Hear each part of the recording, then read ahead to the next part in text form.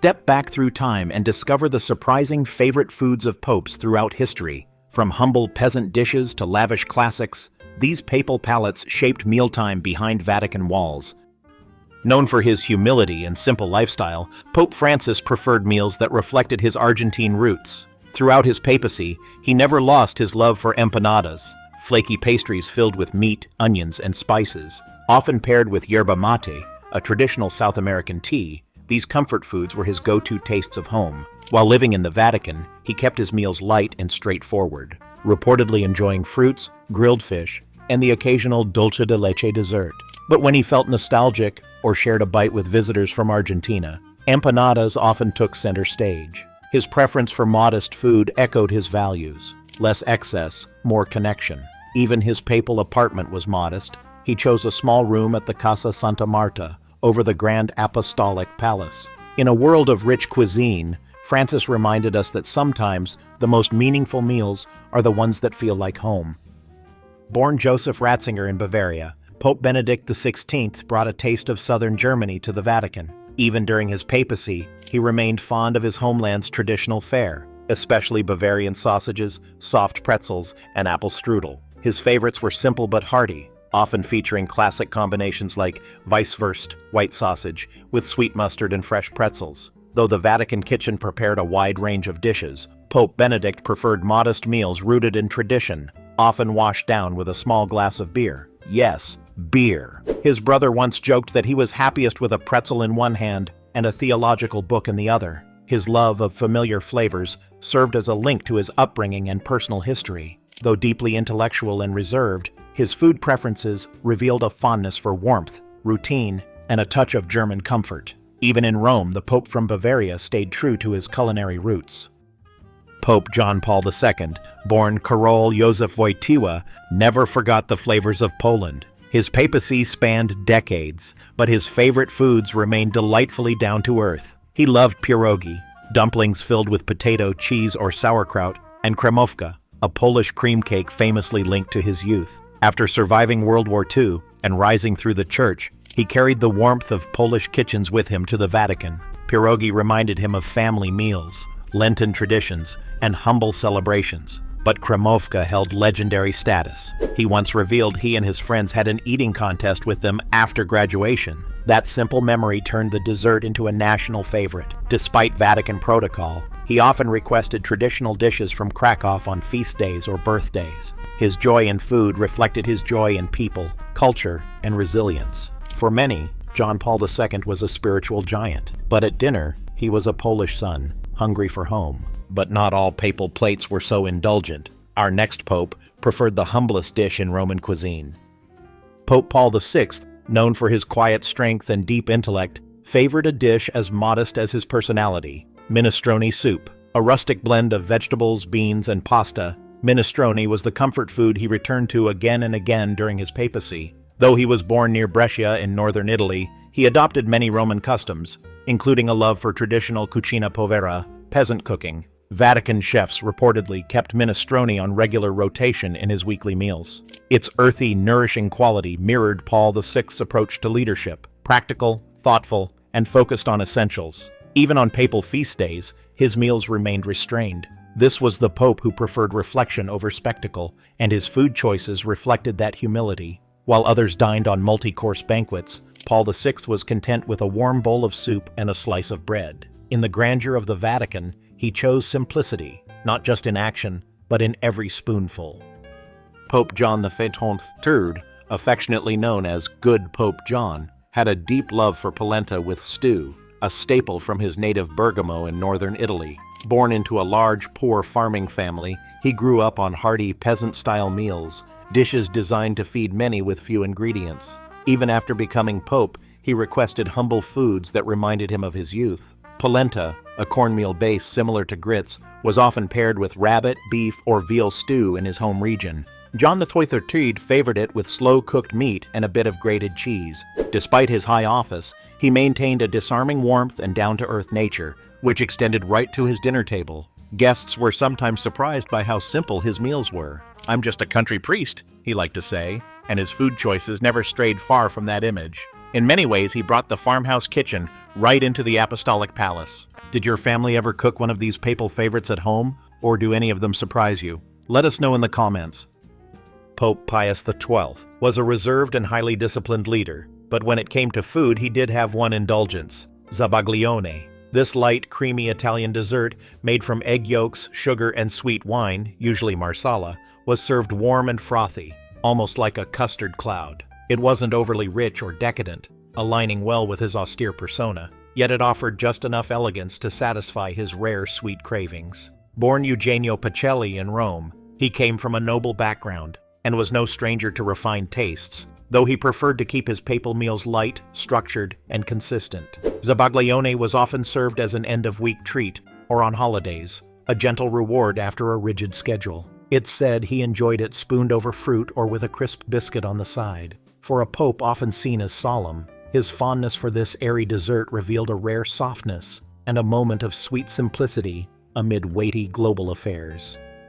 Born Achille Ratti in the Lombard city of Desio, had a fondness for risotto alla Milanese, a saffron-infused rice dish beloved in northern Italy. Creamy, golden, and fragrant, this risotto was often served with ossobuco or simply topped with grated Parmigiano Reggiano. It reflected his Milanese heritage and reminded him of home during his years in the Vatican. Known for his scholarly intellect and mountain-climbing hobby, Pius XI had hearty tastes and a love for regional rustic cuisine. He often asked for traditional meals prepared in simple ways, eschewing the elaborate French-influenced dishes that were once common in papal kitchens. Risotto alla Milanese wasn't just food, it was comfort, identity, and memory on a plate. The warm yellow rice mirrored the Pope's quiet strength and subtle sophistication. Even in a palace, he kept a piece of Lombardy close, with every spoonful laced with flavor, tradition, and a thread of saffron-colored nostalgia.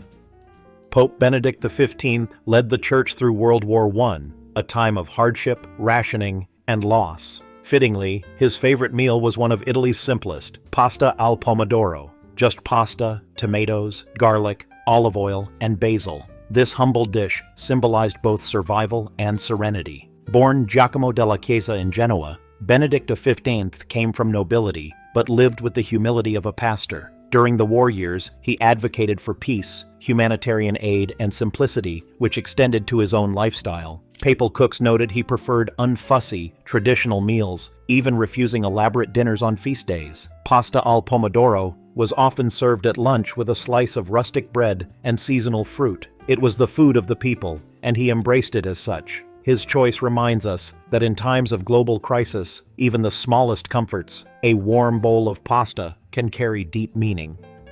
Pope Pius X, born Giuseppe Sarto, hailed from a poor family in the Veneto region of Italy, and his favorite meal reflected that heritage: polenta with roasted game. A firm believer in humility and frugality, Pius X never let his papal title change his rustic tastes. He loved simple, hearty dishes, and polenta, thick golden cornmeal, was a staple from his boyhood. When paired with roasted quail or pheasant, often seasoned with rosemary and garlic, it became a countryside feast. Even after ascending to the highest office in the church, he often requested this modest pairing. Papal chefs would source game from nearby estates and prepare it in the old Venetian style. It was a far cry from the refined dishes favored in the 1800s, but it fit the man who walked to school barefoot and refused extravagance. His meals were not about show, they were about soul. Each bite spoke of resilience, faith, and gratitude for the basics.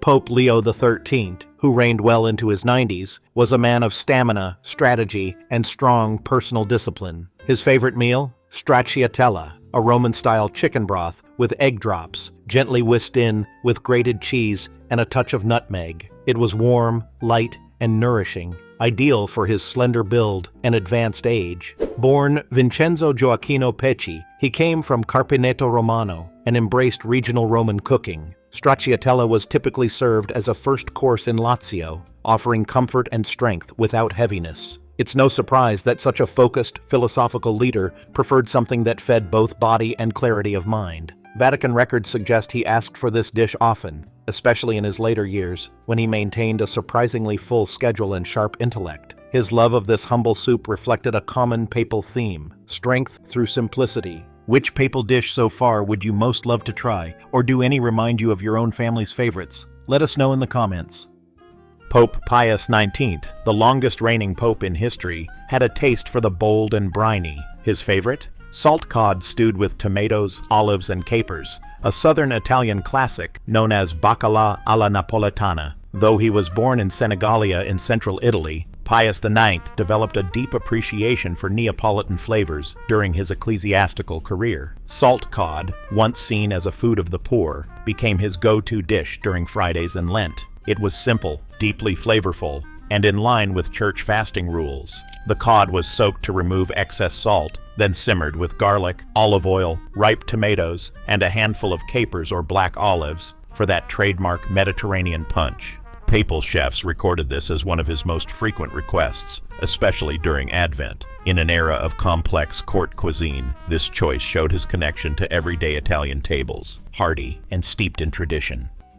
Pope Gregory XVI was a scholarly, contemplative figure, deeply traditional and fond of monastic simplicity. His favorite food? Chestnut soup, a creamy, earthy dish common in the hills of northern and central Italy. Born Bartolomeo Capillari in Belluno, he grew up near the Dolomites, where chestnuts were a winter staple. For many mountain communities, chestnuts were considered the bread of the poor, used in everything from cakes to flour. Gregory XVI favored them in soup form, slow-cooked with onions, garlic, broth, and a drizzle of olive oil. It was warm, filling, and quietly luxurious without extravagance. Monks from the Camaldolese tradition, his order, often prepared it during fasts or feast days. While other popes leaned toward meat or wine, Gregory preferred simple fare that mirrored his ascetic ideals. In the marble halls of the Vatican, he kept the heart of a hermit. But not all papal favorites were Italian. Our next entry takes us far from Rome to a dish with French flair. Pope Pius VII, born in Cesena, Italy, spent much of his papacy embroiled with Napoleon, and ironically, his favorite dish had French origins, coq au vin. This rustic classic, made by braising rooster in red wine with garlic, mushrooms, onions, and herbs, reflected his diplomatic and difficult relationship with France. Though not a gourmet in the traditional sense, Pius VII appreciated dishes with depth and history. He reportedly encountered coq au vin during negotiations and exile in France, where it became a rare comfort during turbulent times. Vatican chefs eventually adopted the dish into papal menus, adapting it with local wine and poultry. Served on special occasions, it was a rich, hearty contrast to the simplicity favored by earlier popes. The slow-simmered, bold flavors matched the slow, tense pace of his historic conflicts, and perhaps gave him the strength for his legendary confrontations with Napoleon. In every bite was a taste of survival, compromise, and unexpected appreciation. Though his papacy was brief and politically fraught, Pope Clement XIV had a strong preference for a bold, distinctly Roman dish, grilled eel with herbs. This dish, traditionally eaten around Christmas and New Year in Italy, was one of Clement's favorites even outside the holiday season. The eel was marinated in vinegar, olive oil, garlic, rosemary, and bay leaf, then grilled until the skin was crisp and the flesh tender. Born in Sant'Arcangelo di Romagna, Clement grew up with Adriatic seafood, but developed a specific fondness for Roman-style eel upon settling in the capital. Vatican chefs noted that he appreciated foods with strong flavors and rustic origins, often requesting seasonal produce and freshwater fish. Eel may seem unusual today, but for centuries it was a prized delicacy, especially in religious households avoiding red meat during fasts. Clement's table reflected his refined palate and deep connection to Italian culinary tradition, right down to the slippery centerpiece. An intellectual and bon vivant, Pope Benedict XIV had a genuine love for food, especially from his home region of Emilia-Romagna. His ultimate favorite? Aged Parmigiano Reggiano, drizzled with traditional balsamic vinegar. Simple yet refined, this combination epitomized his tastes. Born Prospero Lambertini in Bologna, he came from a city known for rich cuisine, and though he ate modestly in public, he took great joy in flavor and tradition. A slice of aged cheese, sharp, nutty, crystalline, paired with the syrupy sweetness of balsamic aged for decades, was a match he reportedly never tired of. He often shared it with visiting dignitaries, praising its balance and spiritual depth. Benedict XIV's wit and warmth earned him admiration across Europe. and his culinary choices reflected that same mix of elegance and accessibility. In the heart of the Vatican, a pope once pondered theology over cheese and vinegar and declared both divinely inspired. Which dish from the 1700s surprised you the most, or sounds most tempting today? Tell us in the comments. Pope Innocent XX's reign was short and his preferences famously austere, but he had one culinary constant: lentil soup with crusty bread. This humble meal reflected his personal discipline and devotion to simplicity. Born Michelangelo dei Conti in the Roman countryside, he was raised on modest fare and kept those habits even after ascending to the papacy. Vatican kitchens were instructed to avoid elaborate dishes during his reign, and lentil soup became a frequent and favored offering. Prepared with olive oil, garlic, carrots, and bay leaf, the soup was thick and hearty. A chunk of coarse bread completed the meal. It wasn't flashy, but it was filling, nutritious, and perfectly in tune with his low-profile leadership style. For Innocent XIII, food wasn't about indulgence. It was sustenance, quiet comfort, and a reminder of one's place in the grand scheme. In a world of feasts, he chose the fast and found fulfillment in the most modest of bowls. A refined and scholarly man, Pope Clement XI enjoyed food as an extension of art and culture. One of his favorites? Stuffed zucchini blossoms, or fiori di zucca ripieni, a delicate and seasonal Roman specialty. Filled with soft cheese, typically ricotta or mozzarella, herbs, and sometimes anchovy, the blossoms were gently fried in olive oil until golden. The dish was light, fragrant, and visually beautiful, often served as an appetizer at papal luncheons or personal meals. Born in Urbino, Clement XI brought a love for elegance and refinement to the papal table.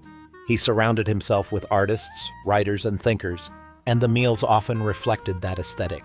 These blossoms, which wilt quickly and require a gentle touch, matched his preference for detail, care, and transience. Vatican chefs would source them fresh each morning from local gardens or markets. His appreciation for this fleeting treat showed that even in a life of structure and ceremony, there was room for seasonal joy and edible beauty. Pope Innocent XII was as frugal with his food as he was with Vatican spending. Known for banning nepotism and excess in church finances, he also preferred one of the simplest snacks of his era: roasted chickpeas. These protein-packed legumes, seasoned with a pinch of salt and rosemary, were often served in bowls during informal meetings or as a midday meal. Born in Naples, Innocent XII enjoyed southern Italian flavors, but avoided rich sauces or multi-course feasts. Chickpeas were cheap, nutritious, and widely available, a people's food that fueled workers, monks, and popes alike. He even had them ground into flour for rustic bread. His modesty extended to his papal kitchen, which he ordered scaled back significantly during his reign. When offered lavish meals, he'd often reply, "This will suffice." A bowl of roasted chickpeas, golden, crisp, and honest, embodied the heart of a pope committed to reform, restraint, and remembering the poor. But now we travel even further back, where medieval popes dined on dishes both curious and surprising. Pope Sixtus IV, patron of the Sistine Chapel, had a taste for something sweet and subtly exotic: almond rice pudding made with honey, milk, and crushed nuts. In the Renaissance era, sugar and almonds were considered luxury ingredients, and this dish reflected wealth and refinement. Inspired by Moorish and Sicilian traditions, it was likely served on feast days or special gatherings. Born Francesco della Rovere in Liguria, Sixtus IV came from humble roots, but became known for his cultural sophistication. Sweet almond rice was both a comfort food and a status symbol, soft, creamy, and perfumed with citrus zest or cinnamon. Recipes varied, but all included soaked rice slowly simmered in milk or almond milk until tender. This papal favorite also made appearances at Vatican banquets, alongside roasted quail or fruit compotes. Though he ruled during turbulent political times, Sixtus IV believed deeply in the beauty of the arts, and his food choices reflected a similar devotion to delicate craftsmanship. Pope Gregory I, later known as Saint Gregory the Great, lived during the fall of the Western Roman Empire and chose to lead with humility and discipline. His favorite food? Simple bread dipped in olive oil. Born into a noble Roman family, Gregory rejected wealth and embraced monastic life, bringing that ascetic spirit into his papacy. During famines and plagues, he regularly fasted and donated food to the poor, often eating only basic fare himself. The bread was coarse and often made from barley or rye, while the olive oil came from nearby groves, sometimes infused with herbs. He viewed food as a tool for survival and spiritual clarity, not pleasure. His austere palate was legendary and profoundly respected. Even as Pope, he modeled a lifestyle that prioritized service over status. For Gregory, the holiest meal wasn't served on silver, but on the same wooden table as the poor and the weary. Which papal dish would you try first? Or which one surprised you the most? Let us know in the comments. I hope you enjoyed this flavorful journey through papal history. From polenta to pastries, every dish told a story. Which one stood out to you? Share your thoughts. Until next time.